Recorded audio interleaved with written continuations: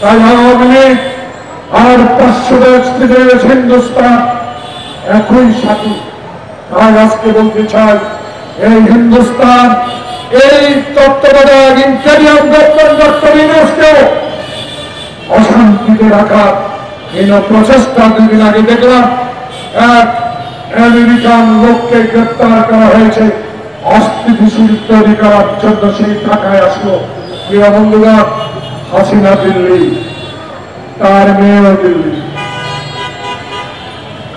যে সবচেয়ে বাংলাদেশের ক্ষতি করেছে সেই স্বরাষ্ট্রমন্ত্রী কিনা, সেও দিল্লি।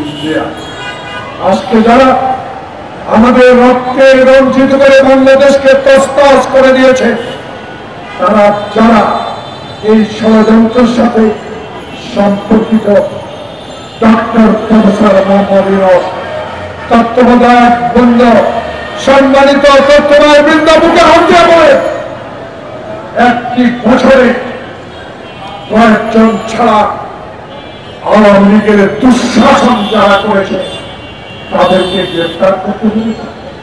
এখনো সচিবালয়ে আওয়ামী লীগের পৃথকতা, যে আওয়ামী লীগ সংবাদপত্র চিনে না, সাংবাদিক চিনে না, যে আওয়ামী লীগ সংবিধান মানে না, যে আওয়ামী লীগ নিজের পিতাকে জাতির পিতা ডিক্লেয়ার করে, যে আওয়ামী লীগ গণতন্ত্রে বিশ্বাস করে না, সেই আওয়ামী লীগের পৃথকতা কি করে প্রফেসর মোহাম্মদ ইউনূস?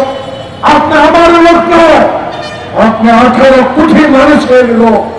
18 কোটি মানুষের অভিব্যক্তি হল এক, যারা আপনার ঘোষিত ফেব্রুয়ারির নির্বাচনকে বানচাল করার হীন প্রচেষ্টা করছে।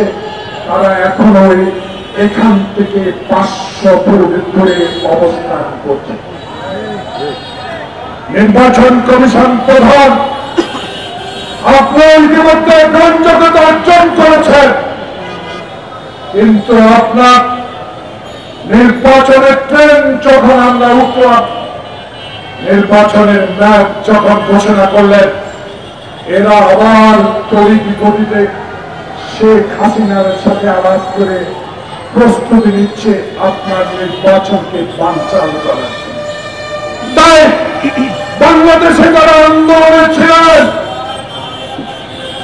হয়তো এখন কিছুটা দূরত্ব হতে পারে। আমি আবেদন জানাবো, একজন মুক্তিযোদ্ধা হিসেবে বাংলাদেশকে ভালোবাসেন, বাংলাদেশের মানুষকে ভালোবাসেন, আসুন হাসিনার মতো কথা বলে আমরা সরকারে যেতে চাই না। তাই আমার নেতা তারেক রহমান বলেছে, বাংলাদেশে আমার ভোট আমি দেব, সেই ভোটে আমি নির্বাচনে যদি লাভ করতে পারি, তারা 16 বছর আওয়ামী অত্যাচারে অবিচারে নিজের সন্তানকে বুকের থেকে টেনে নিয়ে হাসিনা জবাই করেছে, তাদের বিরুদ্ধে আমাদের লড়াই। আমি মন্ত্রী চাই না, এমপি চাই না, আমি তারেক রহমানকে বাংলাদেশের প্রেস ক্লাবের সামনে থেকে বলতে চাই, আপনার শহীদ জিয়ার সন্তান, আপনার অপসী নেত্রী খালেদা জিয়ার জ্যেষ্ঠ সন্তান, 16 বছর আগে আপনার কনিষ্ঠ ভাই আরাফাতকে যখন 111 সরকার ষড়যন্ত্র করে জীবন থেকে নিয়ে গেছে, আপনাকে এই ময়ের এই ধর্মদিন যারা আপনাকে মেরুদণ্ড ভেঙে জীবন শেষ করতে চেয়েছিল, রাখে আল্লাহ মারবে। আপনার 16 বছরের যে অভিজ্ঞতা, 16 বছরে আমাদের নেতা কর্মীদেরকে উৎসাহ দিয়ে মা হারা, সন্তান হারা, ভাই হারা পরিবারকে সান্ত্বনা দিয়ে আপনি 16 বছর ওই কানে বামে সামনে নেতা কর্মীদেরকে উজ্জীবিত রেখেছেন। তারই ফল বাংলাদেশের 18 কোটি মানুষ আপনার জন্য দোয়া করে। ইনশাআল্লাহ শহীদ জিয়াকে যেমন খালেদা জিয়াকে তেমনি বাংলাদেশের মানুষ সততা আপসীদের জন্য ভালোবেসেছে।